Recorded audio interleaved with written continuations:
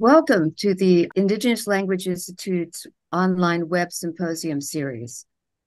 My name is Mara Studi. I'm a board member and of the Indigenous Language Institute, and I will be your moderator for today's discussion. Our presenter today is Rachael Nez. The presentation will take approximately 1 hour, after which we will hold a question and answer session. When we take our break, please do not close this window or leave the symposium, or you will not be able to readmit it. So leave this window open and take a break, and we'll all come back. You can access the question and answers through the Q&A button at the bottom of your screen. And now may I present Rachael Nez. All right. Thank you, Maura. Yeah. Thank you for the introduction and all the guidelines. I will certainly try to keep the entire presentation within that hour time frame, and hopefully it's entertaining to everyone. All right. I am going to share my screen. So can you all see this screen? If you can give me a thumbs up. Yes. Perfect. All right. Well, Yad Bennett, everyone. I'd like to just say good morning to everyone out there who is joining me this morning and joining us this morning. Thank you for your time. Thank you for Zooming in. And I'd like to share with you a little bit about, or maybe a lot, about my language journey and the work that I've been doing, the maybe the programs and projects that I have been involved with for 3 decades.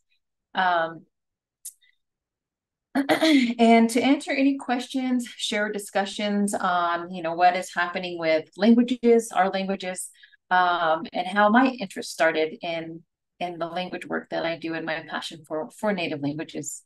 So, Yad Abine. My name is Rachael Nez, and I am a PhD graduate from the University of California, Davis, which is northwest of Sacramento. It's a small, tiny biking community that's located right out of Sacramento. So that's where I got my PhD in 2020. I am from the Navajo Diné Nation. And currently, I work with Fort Lewis College, supporting the students there, mentoring the students, teaching classes, and really seeing how we can continue to develop the program there, which is called All Arkin Language Collective. So good morning to you all. All right.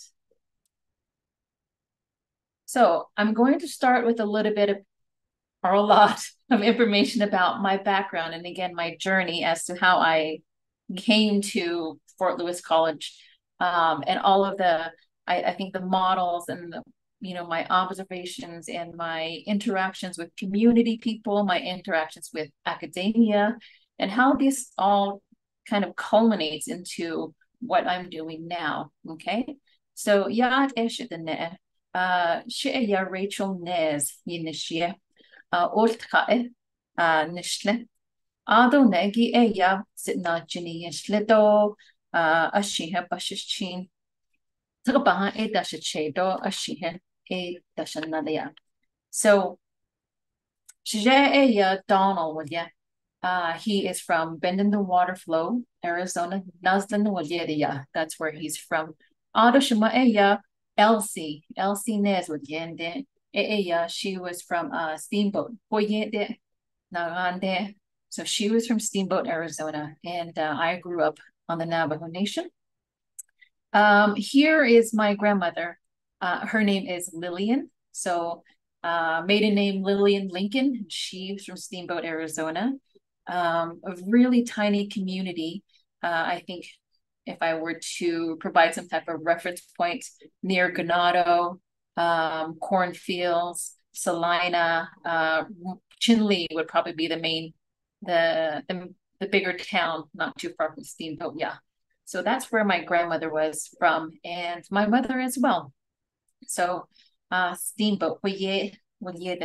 That's where they were from. That's where I spent, a lot of time in my childhood at Shimasan na Bagande. So my mom would call maybe the area more specifically where she grew up from, Balaka. So she would always reference in her stories, and when I would observe her talking with, her relatives, the Sitnajini relatives, and just people that she met along the way, she would always reference Hoyete na Shato. She would say I'm from Steamboat, and then more specifically, Balaka Deya. So I think it was from my recollection of her stories, a more specific area within the Steamboat area that's where she grew up. So those are my clans there. Sidnashtanin isleto, she have bashichin, ado trabaha eda shachedo, she eda shanala. And this is my grandmother, Lillian. Okay. So I'm going to share a little bit about my journey from the very beginning. I grew up on the Navajo reservation. From my earliest recollection of my childhood, I remember living in Chinle, Arizona, and we lived in the low rent housing in Chinle that was not too far from the high school. And from what I can remember as an infant, I remember my crib was a yellow metal crib, and it was placed in the hallway of our 3-bedroom home. And I remember seeing my mom in the kitchen cooking. So that was my earliest recollection of, growing up on the reservation, being in Chinle as a baby. And from there, I remember home-based teachers, Navajo home-based teachers visiting my home, reading to me, talking to me in Navajo. And then when my mom would go to work, she worked at Indian Health Services in Chinle.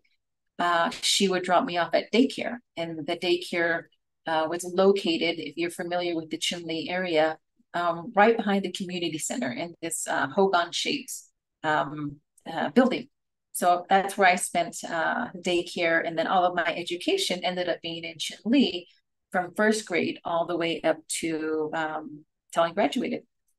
So I grew up on the Navajo reservation, and I consider myself to be a conversational Navajo speaker. Yeah, conversational, like, so I can have conversations. Yeah, I can ask questions, and I'm a hearer of the language. I can translate and tell you what they're saying in English.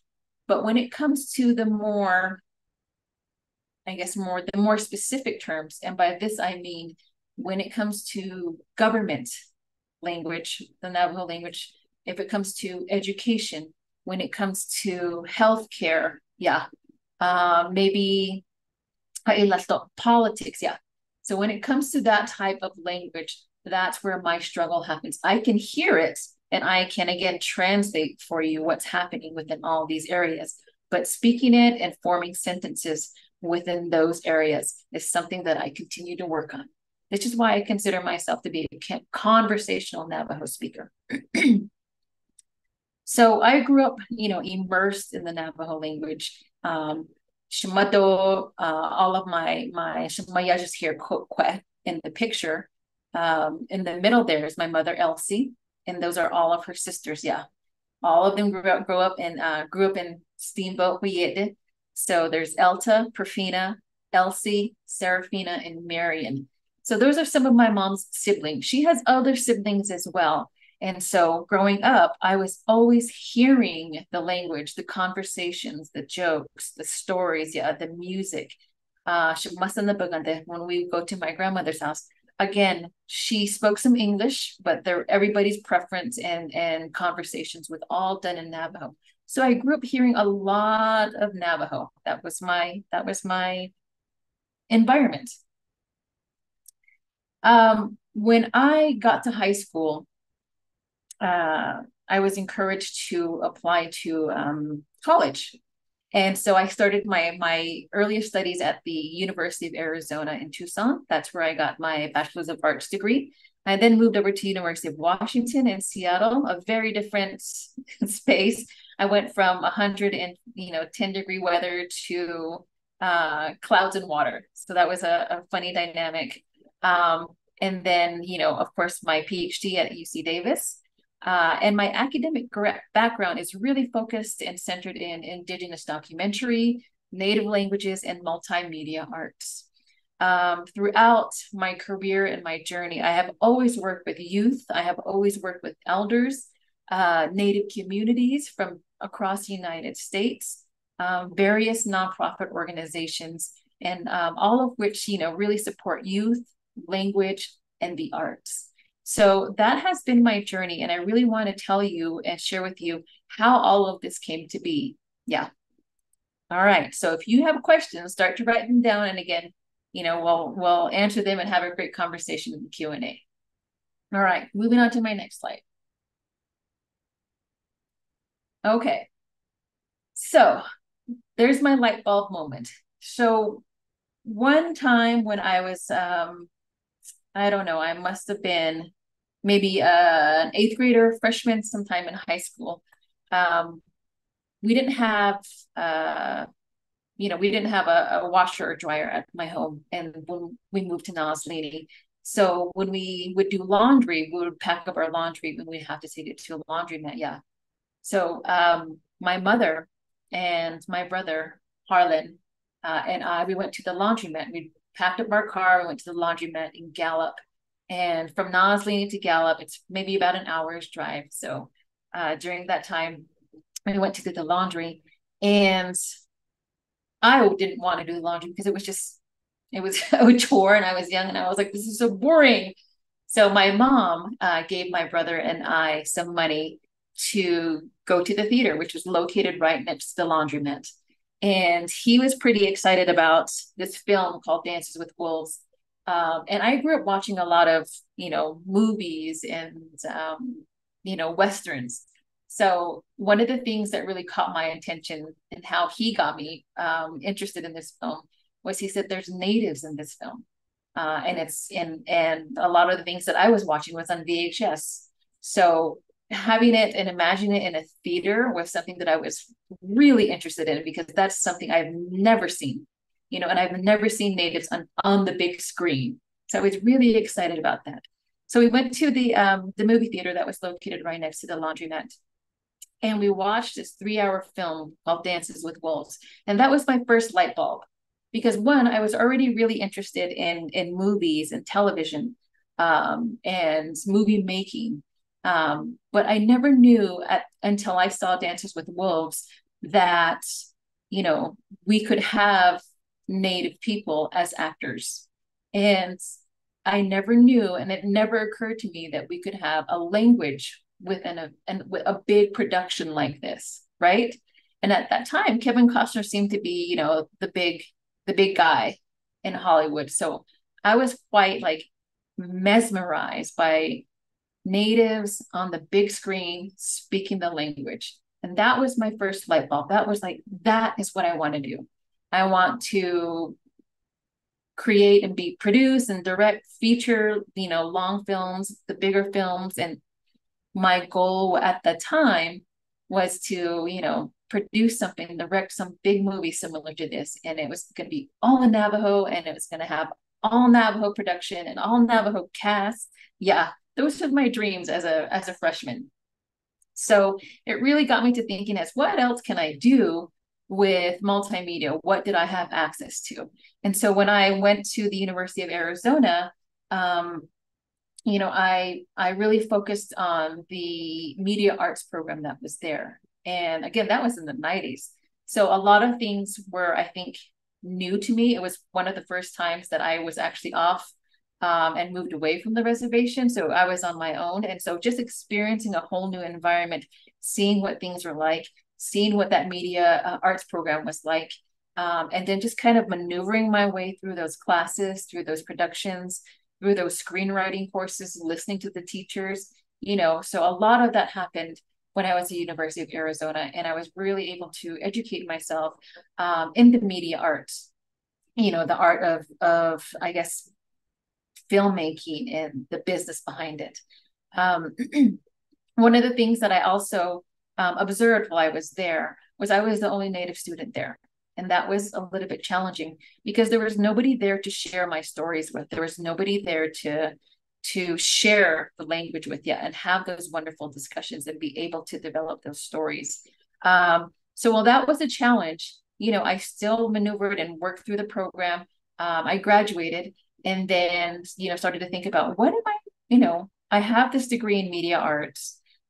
During that time, the Navajo Nation did not have, like a media arts center or a production company are too much related to media. So I was really trying to figure out, what it is I was going to do with this degree, how I was going to use it, and how I was going to, win my Academy Award. Big dreams.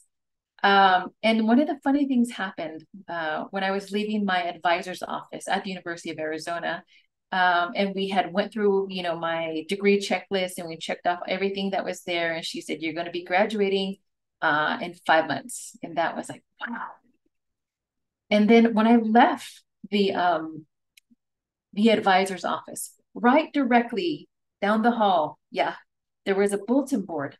And on that bulletin board was this poster, and it said, Native Voices, Indigenous documentary at the University of Washington. It just caught my eye. It was just sitting right there like it was serendipitous. So I ended up moving to the university, or to Seattle, Washington, to attend the University of Arizona. So when I got there, it was different from the University of Washington. So when I got there, it was different from the University of Arizona, because when I was at U of A, again, there was nobody there to really share the stories with, nobody to share the language, nobody to, maybe share some of the context and the happenings of what goes on within Native communities. Are the jokes, all the inside jokes. But when I got to the Indigenous Media program at the University of Washington, there were, a lot more people, a lot more Native people that were involved in doing this work, behind the camera, in front of the camera. And we had a lot of guidance and mentorship from such, professionals as you see here, Professor Luana Ross, who was from the University of Montana and the co-director of the Native Voices program.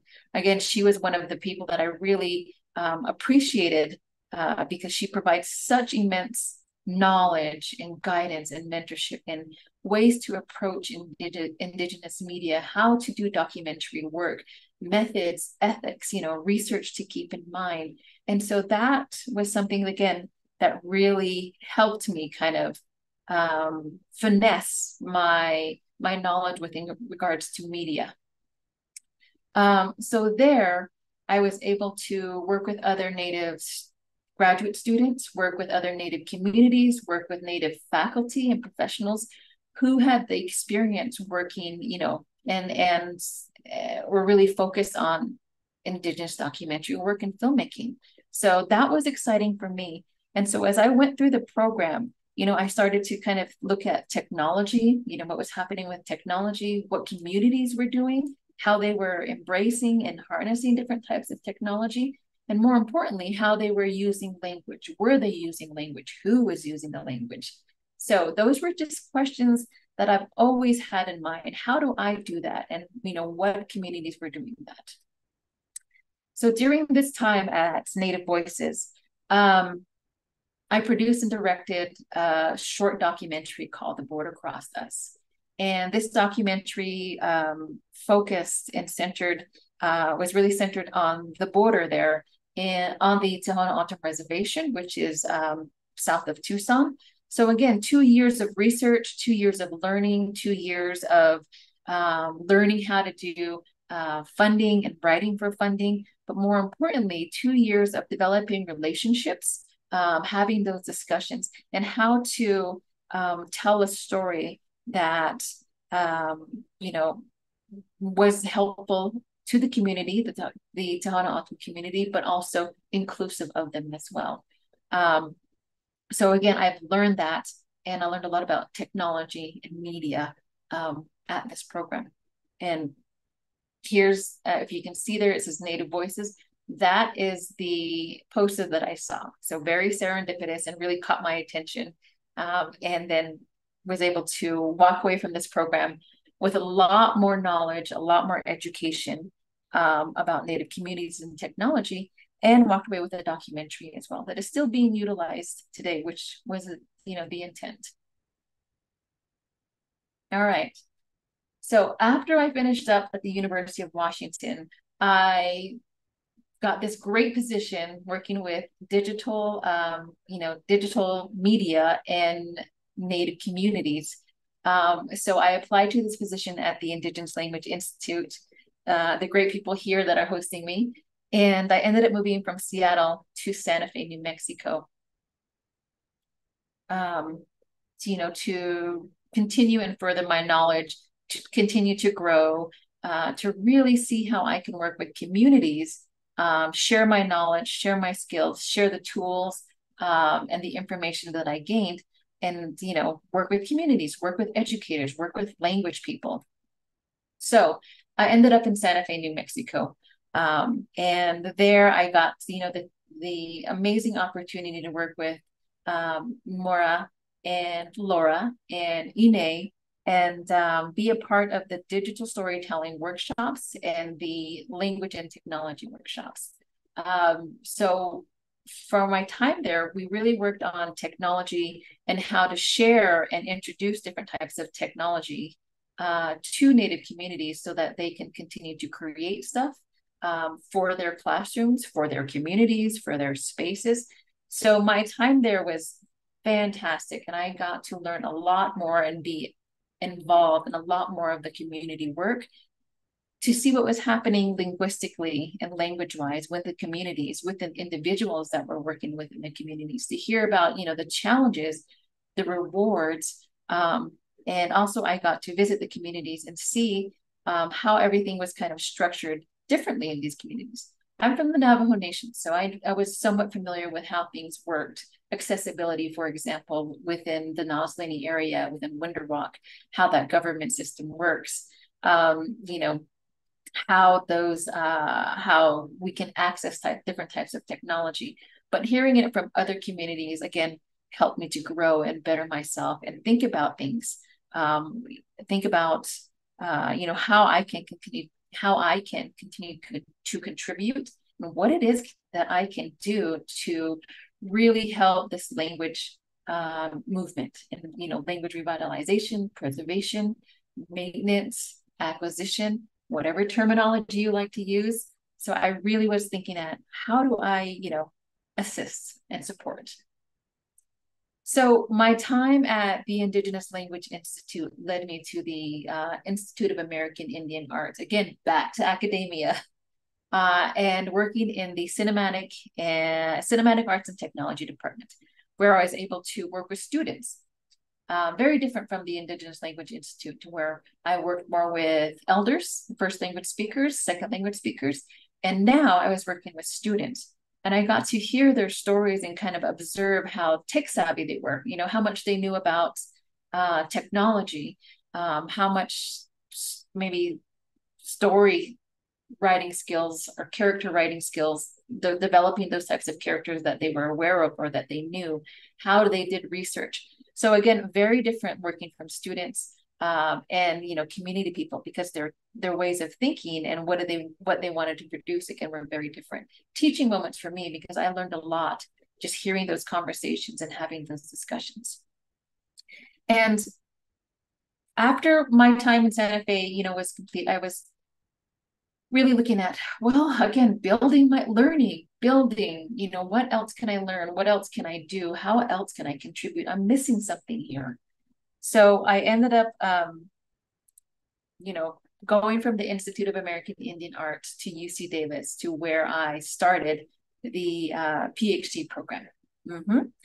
And when I entered the PhD program, my proposal, my application proposal when I started the program was to, one, I proposed to research how media, specifically video, can be used as a tool for language maintenance. So again, looking and watching and seeing was my focus. I wanted to really dissect and unpack the animated coyote shorts from the 1960s that came out of bilingual education within the Navajo Nation. And I'll tell you more about that. So in my proposal, I also, addressed limitations because visual mediums in the Navajo language are very limited or were very limited at that time. So again, my big question was, how did we learn Navajo? Yeah, that was my question. That was what I proposed when I first started the program. To provide you with a little bit more insight or context into these coyote stories, I'd like to share with you here what that looks like.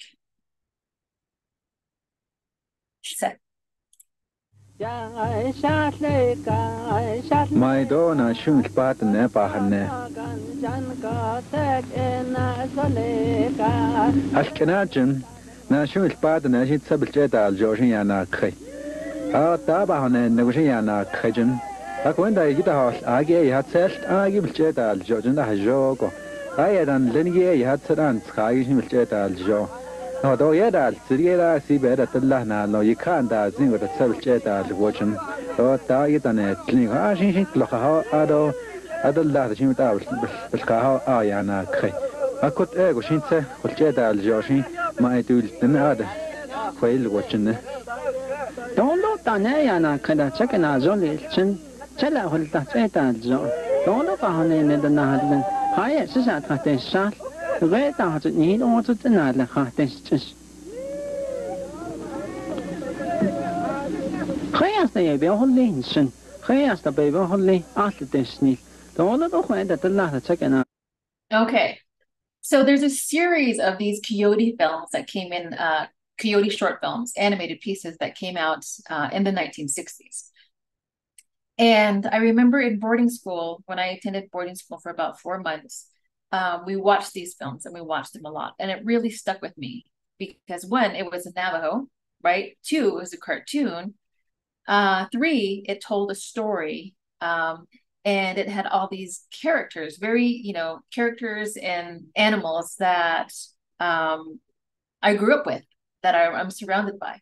So it was very catchy and appealing to me. And I think the voices and the accents of the people there is something that is funny and it's amusing.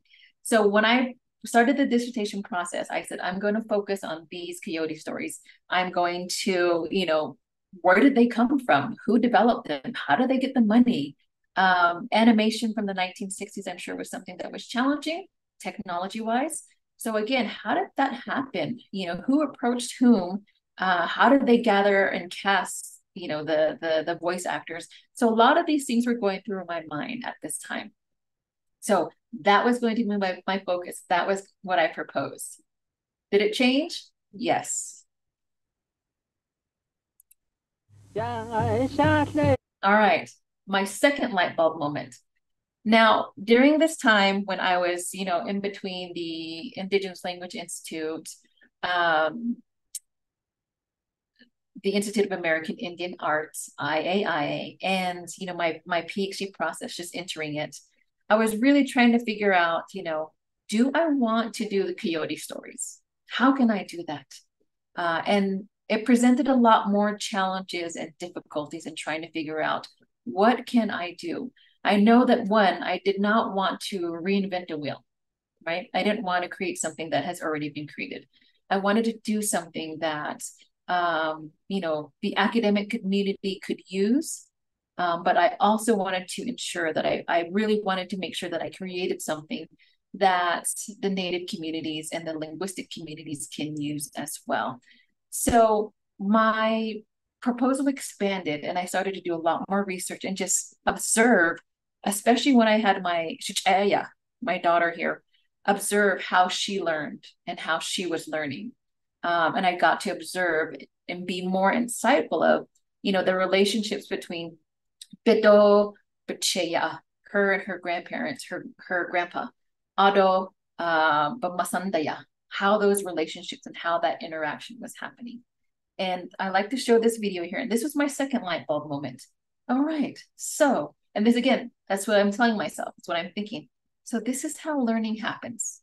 I was able to really, look at and observe how language learning was happening.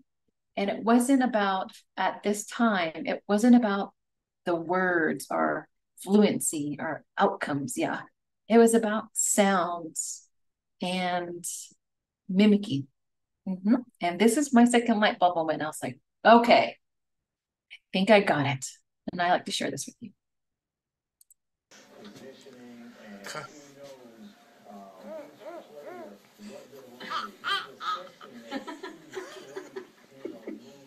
When I know, when I shall away, yeah. What can I say?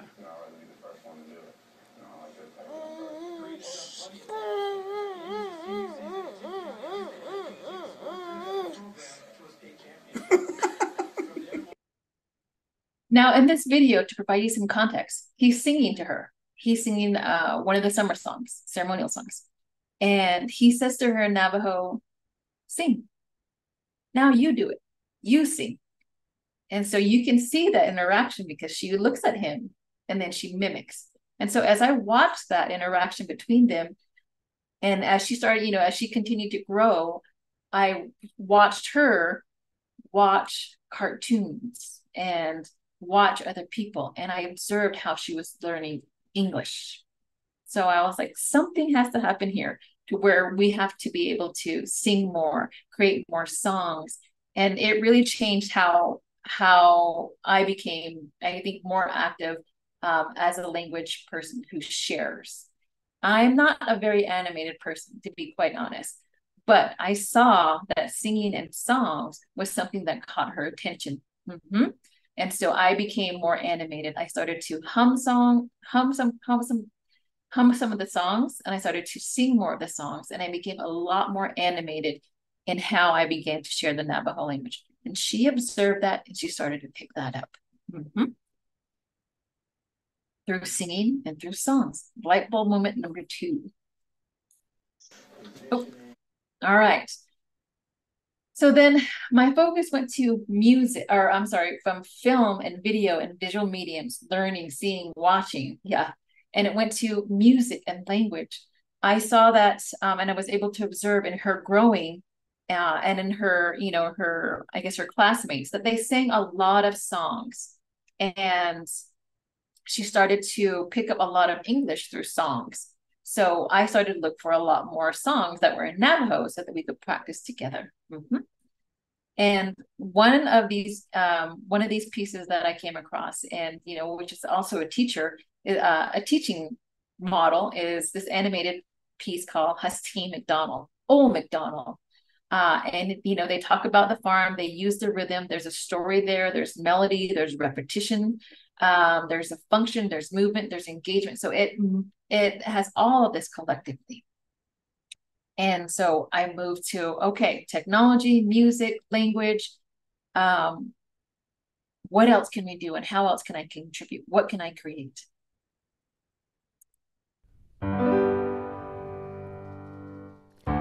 Hustine McDonald, get it let, E-I-E-I-O. Get it let, get it back, wallo, E-I-E-I-O. Quel big papa, do lady papa, quel bad lady papa, so papa. Hustine McDonald, get it let, E-I-E-I-O. Hustine McDonald, get it let, E-I-E-I-O. So Hustine McDonald, very catchy. There's a rhythm, there's a melody. Yeah, the words are there. So again, looking, seeing, listening, using my senses to really figure out, what am I going to do with this dissertation? What can I create? Again, so that community, language communities, Native communities have access to it, can utilize it, but also it can be used in academic spaces as well to inform and share.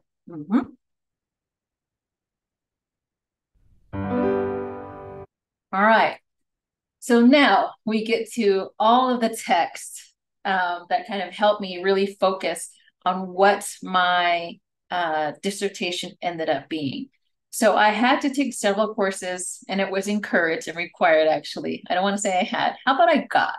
I got to take various different courses in linguistics, ethnomusicology, of course, Native American studies, performance studies, and all of this discussion and conversations I was having with, my various different professors, instructors, my colleagues, really helped me to focus on the sensory model, a new framework, a new way of, maybe not a new way of language learning, but an additional way and a new way to think about our senses and how our senses are involved very much in our languages.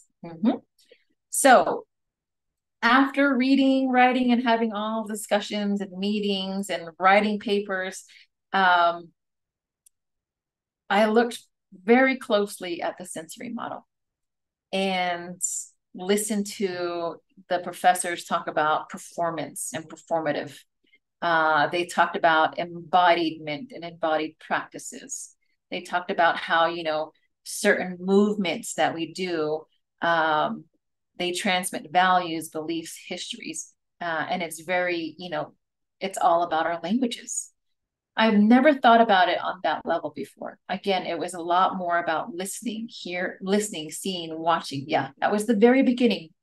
But through this entire process of working in these different communities, working with these different organizations, being involved in academia, that I really started to see and think about how I learned my language. I became so programmed to language learning happening in the classroom, language learning happening from books, language learning happening from 1 p.m. to 3 p.m. or 6 p.m. to 8 p.m. Yeah, our meeting in a space. I became so programmed and thinking about how we learn our languages happen that way, that I had to step back and think about all the different ways language learning happens. And one of those ways, again, is a sensory model. So that became my new framework and my new focus. Okay. So with the sensory model, and I'm sure that all of you educators out there, all you linguists out there, all you community people out there are very familiar with the sensory model. I've heard it referenced many a times, and it's using our senses to share culture, knowledge, tradition, and our languages, native languages, heritage languages. There's movement involved in the sensory model. There's singing, there's songs, performance, music, movement, and action. Everything is related to our senses, yeah. So that really became my framework, and that's how I wanted to talk about, performative models for language learning, is that we use all of our bodies, all of our senses. And when I thought about how I, learned Navajo, that was the way. It wasn't in the classroom. I learned how to, just listen and observe. And somehow it got embedded in me. And I can remember, from a lot of these practices, that's how I learned Navajo. All right. That led me to the dissertation, which is called Performative Models for Heritage Language Learning. And there are so many language communities out there, yeah, so many. And we're all at different levels of number of speakers. We have communities with no speakers. We have communities with 1 speakers. We have communities with 20. We have communities with 100. We have, a community with, more than 1,000. So what I wanted to do with this particular area in dissertation was focus on 3. And in addition to that, I wanted to talk about also and be inclusive of tribal radio. So, and you can Google this and it'll come up, Performative Models for Heritage Language Learning. It's a website that I built. You can also go to that website and check out how I put that together. It's a mapping system. And within this mapping system, it tells you more about the Nipizad, the Navajo language. You can see there at the very bottom. It tells you just a little bit more about the Nisenan language. And it gives you a little bit more insight into the Quechua language. And those are the 3 languages that I focused on during my dissertation. And I'll tell you why. So for Dinabazad, one of the things, again, multimedia and media arts has always been my interest. And one of the things that I've always been interested in is tribal radio and how tribal radio shares language, shares knowledge, shares news, shares the sounds of the Nebazad, Nehizadigi. So I really wanted to unpack what tribal radio has done, its contributions, and how it's moving into the future, how it's going to contribute to language survival. I also developed this really wonderful relationship with a wonderful community and a wonderful person named Alan. And Alan is maybe a second language, maybe a third language speaker of the Nisenan language. And he was doing this wonderful thing with the young adults in his community and really, I don't know, maybe revitalizing the Nisenan language.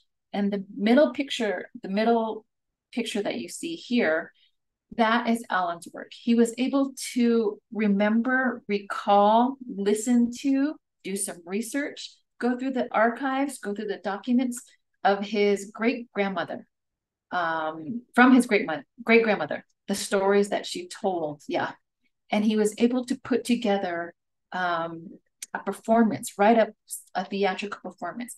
He was able to get young adults involved, and they really, really enjoyed it. So from my recollection of my conversation with Alan, there's one speaker at least. I can't imagine what that would be like in them. I just can't. And I was always just in awe of what he was doing and how he was able to do it. And the young adults that came to the library and to the classes to engage and to ensure that the Nisenan language continued. That was amazing to see. Thank you for, if he's here, Alan, for, inviting me and sharing that with me. And then lastly, the Quechua language, which was really different. It's a language from South America, and it is considered an endangered language. And there are 1 million speakers of Quechua. So that is something that really caught my attention, was how are there millions of speakers of the Quechua language and it's considered endangered? So my conversations with Dr. Zoila Mendoza, who was teaching Quechua at the UC Davis, was very insightful, and how, indigenous languages and how specifically the Quechua language in, South America is surviving. And I was able to observe her methods, and she used a lot of singing and song, conversational dialogue, drawing, as a way to really engage her students and get them involved in sharing the Quechua language.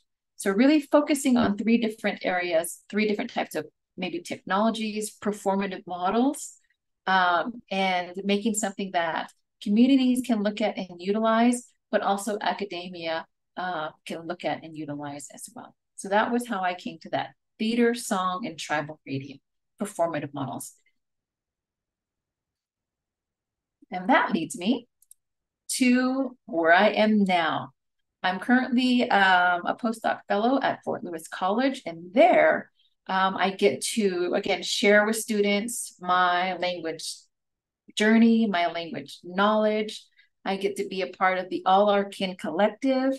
Again, back to academia and languages, being a part of this great program that is really focused on students reclaiming languages, histories, and worldviews, really being there for the students to support them, to mentor them, to guide them, and to share knowledge, not only about our languages, but all the different areas of language work that we get ourselves into. So that's where I am at. And that's where I've been teaching classes for about a year. My first class was called Creative Models in Native Language Learning.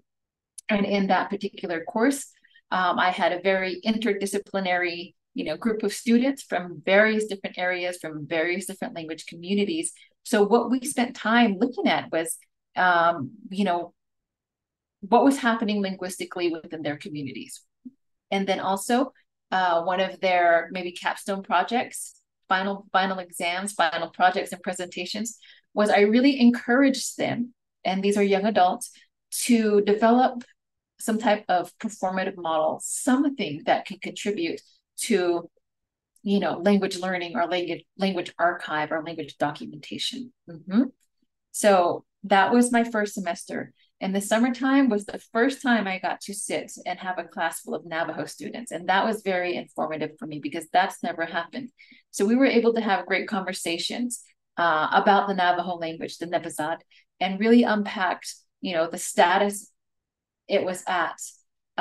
We got to look at, you know, the Neba Oshka immersion programs, the schools, but also in government, the Neba, was it Dodi Division of the Education, you know, how they were certifying teachers, what certifying teachers meant. So we're really able to look at, you know, the Navajo language from different, maybe different lenses. And this semester, I'm teaching the survey of Native American languages. And this has been a very, very insightful semester because I've been able to have conversations and learn from their students what language learning, how they define language learning, right? How they define it, how it happens, where it happens, who it happens from, what their interactions are like, the younger generation, and how much they know about all of language preservation, revitalization, reclamation, maintenance, well, however you want to define it. So I've been able to learn from them. And so right now, I'm shifting a little bit because, you know, I went from media to, you know, from film, video, language to senses, hearing, teaching, singing, cartoons, all of it, and our language. And now with the students that I've been able to work with and the conversations that I've been able to be involved in and serve, it's starting to shift again to language archiving and documentation. So that's where I am now. That's my 33-year journey and my 33-year involvement with languages. It's an up and down community, academia, you know, passion, I guess. And as I work towards, you know, these passions and continue to work with communities, I will continue to, you know, speak with my daughter and have those little conversations, speak with the students, have those conversations, and continue to see what can I do to use my tools to contribute and ensure the survival of our languages. All right, so I hope you all have questions. I'm really looking forward to having a wonderful discussion after our break. If you want to talk more or if you want links to some of these websites, let me know. But as I guess we continue to move forward, sharing, singing, and speaking is something that I really focus on. I really focus on Western educational framework to performative arts frameworks.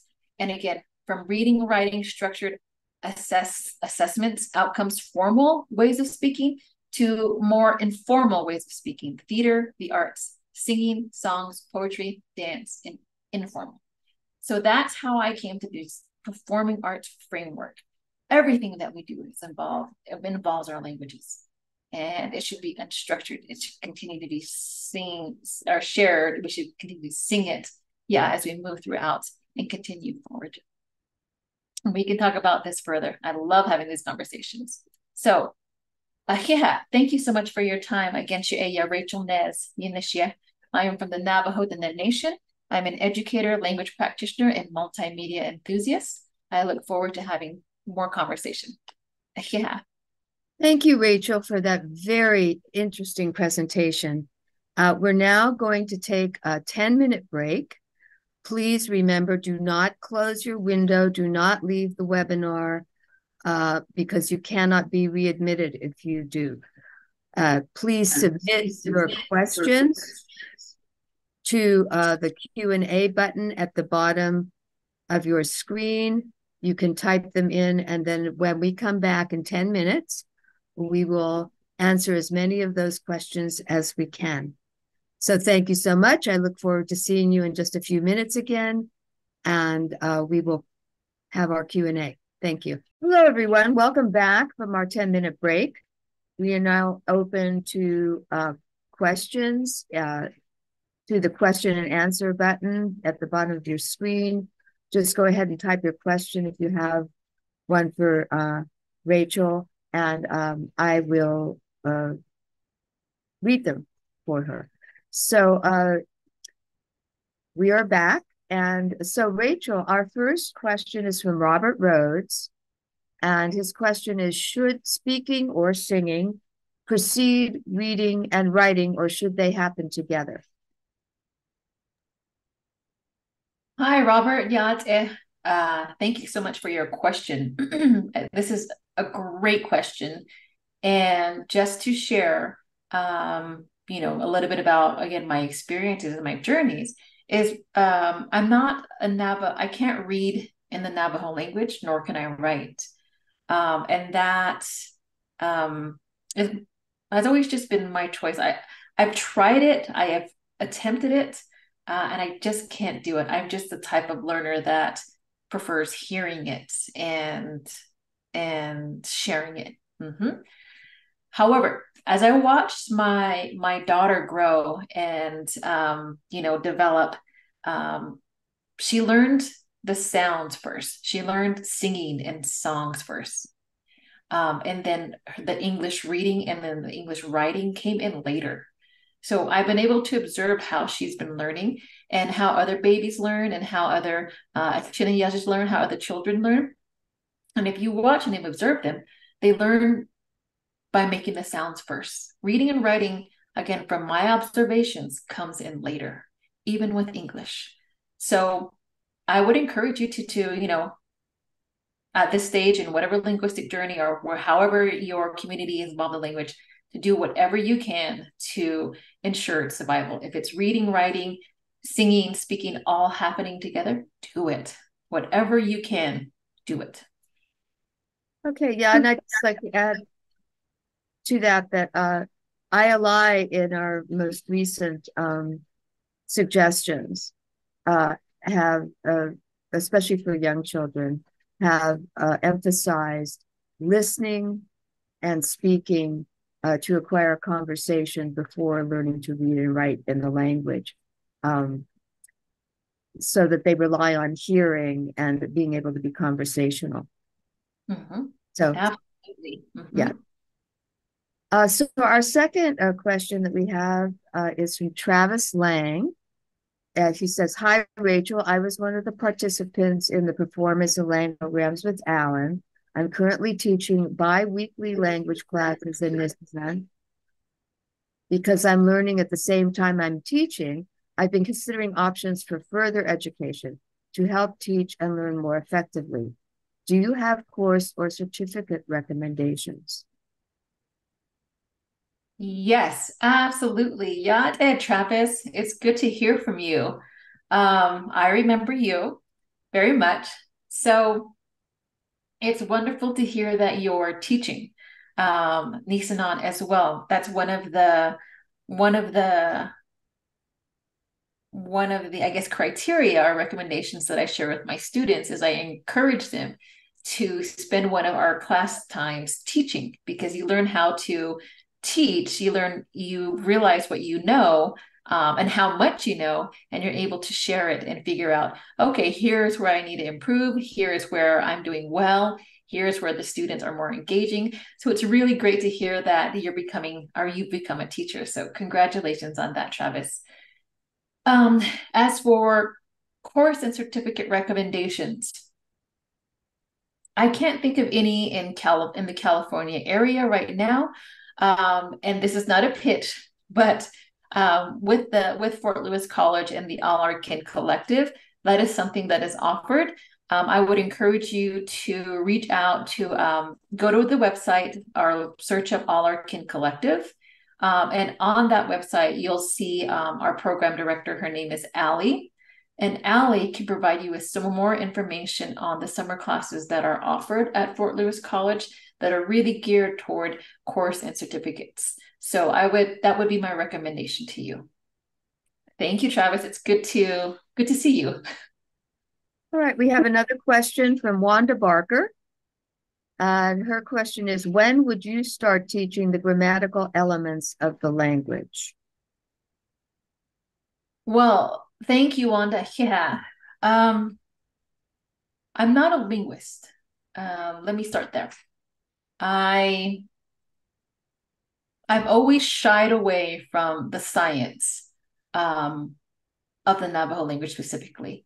And again, to share a story, when I took an undergraduate course at the University of Arizona called, Navajo language learning, it really focused on reading, writing, structure, verbs, those types of things within the Navajo language.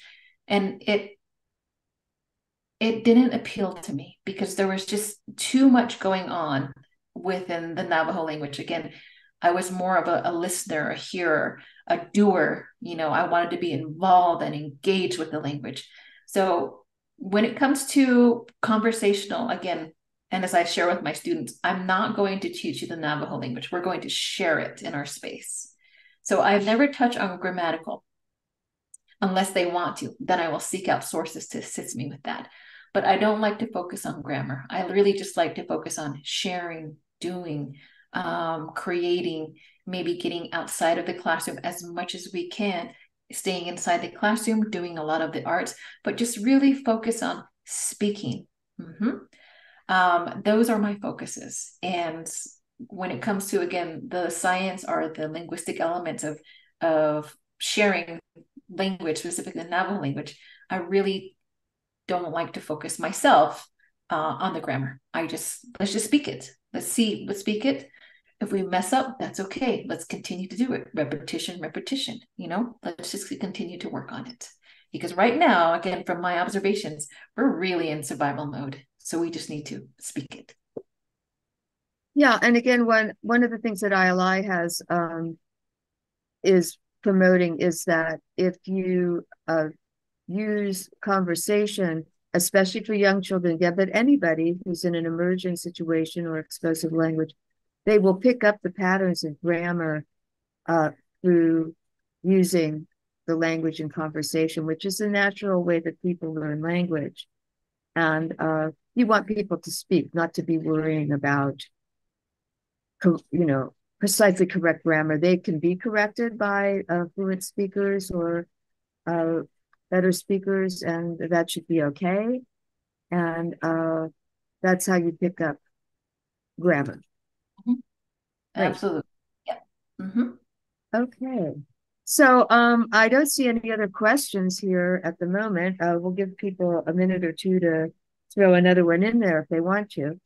In the meantime, I wanted to share with everybody that there's a really wonderful new film by a wonderful Navajo director and writer named Billy Luther called Fry Bread Face, which just has hit the film festival circuit, and I'm sure will be available in communities over time. And I think it actually has just been accepted onto one of the streaming platforms.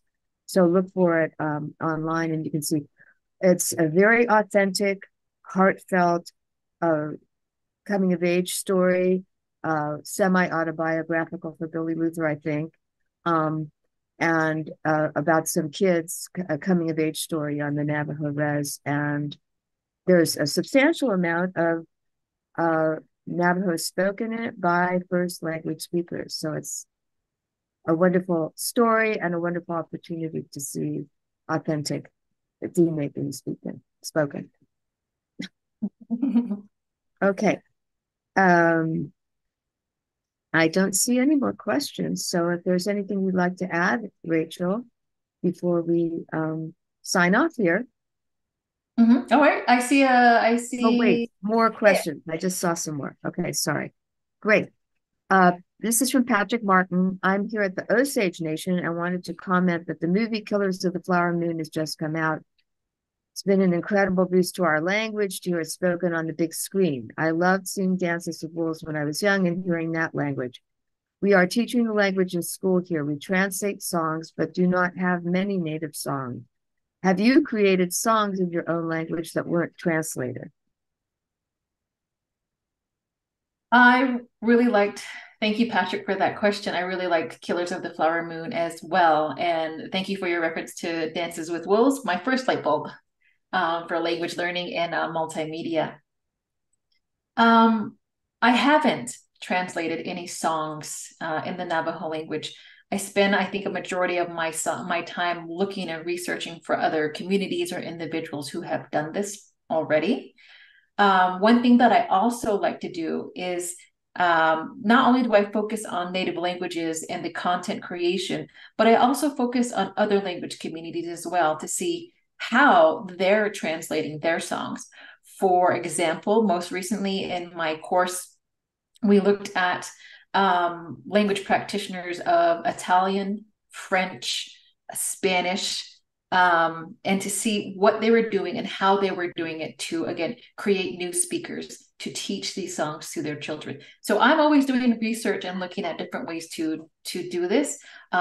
Specifically with the Navajo language, some songs that I'm finding have already been created. But if your community doesn't have that, take that time to do it. Take that time to be engaged with it. Just the process, and I share this with my students, just the process of sitting down with a language person, with the language materials, with the language documents, is a part of immersing yourself in the language. Yeah, when I say yeah, it means right in Navajo. So just that process of being involved, you're going to retain and remember some of the language. So write those songs. I encourage you to do it. Great. So Teresa Gonzalez, I think, was asking me the name of the film I was recommending again. It is called Fry Bread, Face, and Me. And the director is Billy Luther. And you can Google it and find out where it's going to be streaming. Wanda asked to rephrase her previous question. What do you think of language apps and learning the language, not teaching? I think, well, again, from my observations and experience, from my knowledge, we're past the crossroads of language learning. We're really in language survival. So anything that you can utilize to keep the sounds present, to keep your native language present, use it. If it's a phone app, if it's streaming radio, if it's streaming film, if it's streaming music, use it. Yeah, we are really past the crossroads, and we're in language survival. So whatever you can use, please include that into your daily practice. And one of the things, again, I share with my students, we're education. We go to class, we do things to better ourselves. Yeah. We better ourselves at becoming good runners. We better ourselves at eating properly. We better ourselves at drinking more water. The same type of thought process has to be involved in language learning. Whatever you can do to keep your language present, to keep it, to utilize it on a daily basis. If it's just clicking the app, do it. Oh. Great. So I thank you, Elaine Lane. She just said that Fry Bread, Face, and Me starts on Netflix on November 24th. So you can find it there. We do have another question or comment from Laurel Collier. She says, here in San Antonio, we have a mix of people who love languages and those who are fearful of learning English or rejecting their heritage languages. Do you know of any initiatives out there that are already working on language positivity and taking the shame out of learning? Thank you, Laurel. That is something I have been thinking about at present, because as I have mentioned before, we are so past the crossroads of language learning that we are really in survival mode. And to be honest, I get scolded all the time, from my language speakers, the Navajo language speakers. And I hear it with the conversations that I'm having with my students, is they are afraid to speak because our elders or our first language speakers, correct them in a not very polite way, let's say. So I'm working on how to develop those types of skills, develop my voice more. So one of the things that I've been practicing on is when I hear, you know, that tone and that voice, that's not how you say it.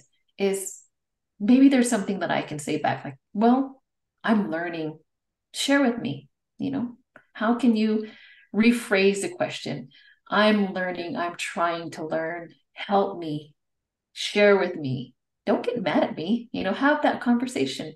I find myself having conversations with that, like that with my daughter, because I'm all about communication. How will they know unless we communicate, you know, our feelings and you know what it is. We have to communicate. Don't get mad at me for trying to learn Navajo or be a better speaker. Help me, you know, guide me, mentor me. Mm-hmm.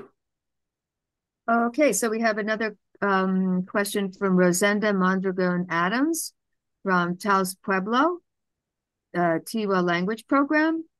And she asks, in learning your language, did you learn everything orally? Our language is not written, so we are having to teach our students orally in trying to revitalize our language. Yes, I learned everything orally. Well, not everything, I'm still learning, but my conversational Navajo speaking skills, I've learned by listening and being immersed in that environment. As I said in the beginning of the presentation, you know, my whole community was first language speakers and they spoke to each other. Mm-hmm.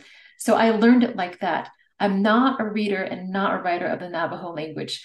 I'm learning to be. If I prefer not, because I can see that when I open up a Navajo book and I spend 5 minutes trying to read a sentence, mm-hmm, instead of just speaking it, right? Again, we are in survival mode. So whatever you can do to ensure that your language, the sounds of it, the words of it, are present in 50 years, do it. Whatever you can do.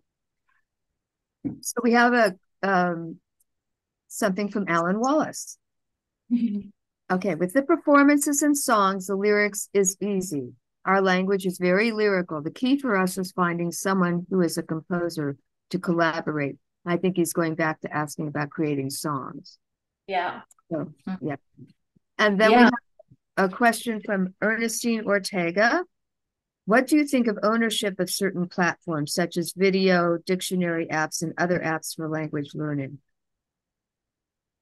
That is something that, again, going back to my classroom and my students, these are things that we talk about, and these are the conversations that we have. Is that along with, you know, being a language practitioner, maybe teaching the language in a classroom, there are so many other areas of language revitalization, preservation, again, however you want to find it, that we need to be aware of. It's not just about being a teacher and a learner. It's about, you know, being a content creator. I don't know how many teachers I've come across that said, I'm the only one creating the content. I'm the only one teaching the courses. So we need people in all these spaces to be able to, again, create that content. Our younger generation, our younger adults are very tech savvy. You know, my 11-year-old can put together an animation in 5 minutes.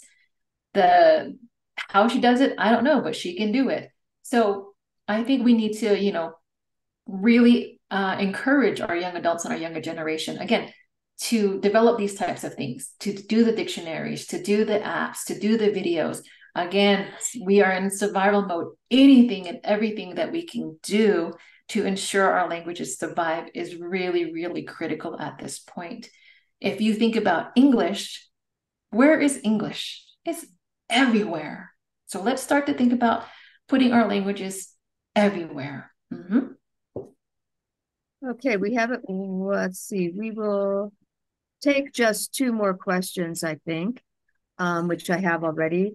This one's from Seneca Stanger from Montana, who asks, any tips on encouraging teens to be interested in language learning? My teen is more resistant than my 10-year-old when it comes to language learning. I don't want language learning to be unpleasant or forced. Mm-hmm. Yeah, that is a tough one. And, you know, from my research and from my conversations, I haven't found too much information or even too much of the discussion about how to support, our teenagers in learning and really retaining our languages.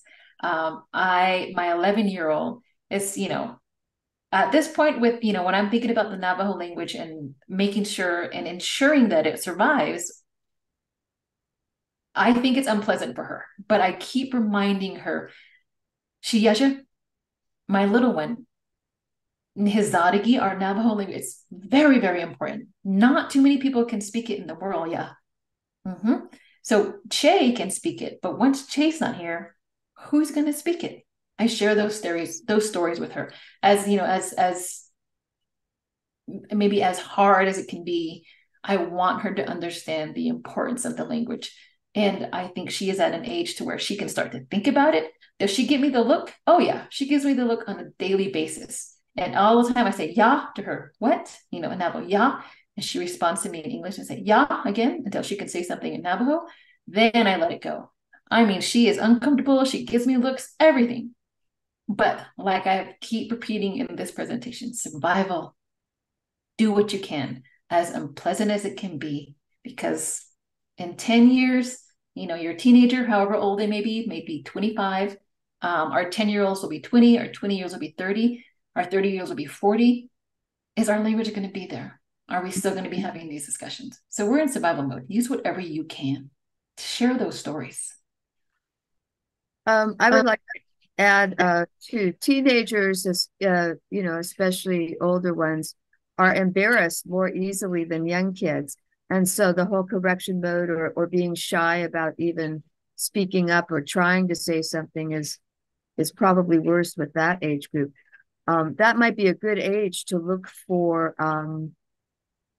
graphic novels or any written materials that might be cool for your teenager to get them excited and feel that it's something that their peers are interested in, not just old folks.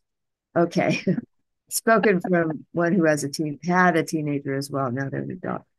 And now we have a question from Sandra Many Feathers. Were you able to find out why the elders and speakers of the languages do not speak to non-speakers in the language? What do you recommend for creating relationships between speakers and learners? The youth seemingly do not have much of a relationship with their elders these days. Yeah, that's I think the number one question is, in regards to creating new speakers and keeping that language present. The teenage, I guess, area is quite challenging, because you have all these other things that they are involved in, and technology as well comes into play. To share a really brief story, and this made me realize that education has really become influential in our language learning. And I asked a first language Navajo speaker to be on camera to talk about language. And he said, it makes me uncomfortable because I don't speak Navajo formally, and that was heartbreaking because he's a first language speaker. He said, I didn't go to school to learn Navajo, so I'm not comfortable with my Navajo language skills. And that was heartbreaking because he's a first language speaker. And somewhere in his mind, in his head, in his thinking, he thinks that he could be a better Navajo speaker if he went to school. So that was heartbreaking to hear. So again, survival mode, speak it, hear it,